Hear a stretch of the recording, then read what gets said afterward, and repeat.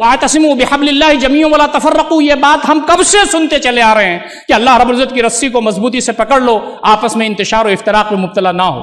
آپ نے دیکھا کہ 15 مہینے کی جو لڑائی ہوئی اور جنگ ہوئی، اس میں کسی ایک آدمی نے، میں ٹولے کی بات نہیں کرتا، میں کسی مسلک کی بات نہیں کرتا، میں کسی گروپ کی بات نہیں کرتا، میں کسی جماعت اور جمعیت کی بات نہیں کرتا، کسی ایک آدمی نے یہ نہیں کہا کہ یہ جو عسکری لوگ ہیں یا جو مزاحمت کار ہیں انہوں نے ہم کو کٹوا دیا، ہمارے گھر کو برباد کر دیا، ہمارے لوگوں کو شہید کر دیا۔ آپ نے کوئی آواز سنی فلسطین کے اندر سے؟ نہیں سنی۔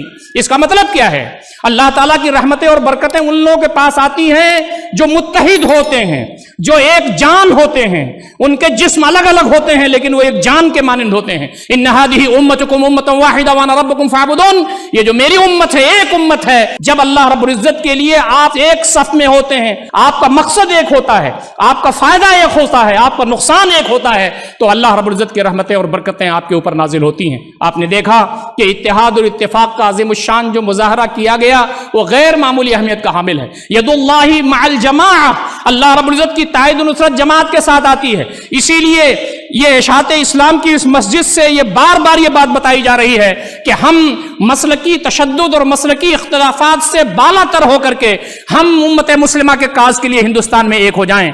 حنفی اپنے مسلک پر رہتے ہوئے، شافعی اپنے مسلک پر رہتے ہوئے، اہل حدیث اپنے مسلک پر رہتے ہوئے مل جل کر کے بھائی بھائی ہو جائیں۔ جو اشہد اللہ الہ الا اللہ واشہد ان محمد رسول اللہ کہتا ہے وہ ہمارا بھائی ہے۔ المسلم من سلم المسلمون من لسانہ و یدہ، مسلمان وہ ہے کہ جس سے زبان سے اور اس کے ہاتھ سے دوسرے مسلمان محفوظ رہیں۔ ہم تمام جب تک ایک نہیں ہوں گے، ہم تمام مسلکی تشدد اور مسلکی اختلافات سے اوپر اٹھ کر کے اللہ کی بنیاد پر، رسول کی بنیاد پر صلی اللہ علیہ وسلم، کلمے کی بنیاد پر، شریعت کی بنیاد پر، قرآن کی بنیاد پر، مرکز توحید کی بنیاد پر ہم تمام اگر اکٹھا نہیں ہوں گے تو اللہ رب العزت کی تائید و نصرت ہندوستان کے اندر ہمارے اوپر نہیں آئے گی۔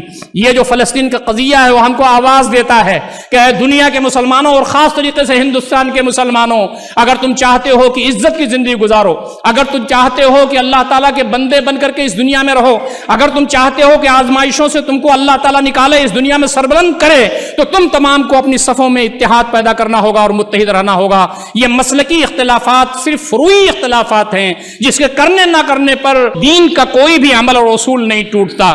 جتنے بھی احکامات ہمارے پاس ہیں، جتنے بھی اصول ہمارے پاس ہیں، سارے مسلمانوں کے درمیان متفق علیہ ہیں۔ ہمارے پاس جو آج ایک دوسرے سے دور ہونے کی وجوہات ہیں وہ فروعی نوعیت کی ہیں، اس کی دین میں کوئی اصل نہیں ہے۔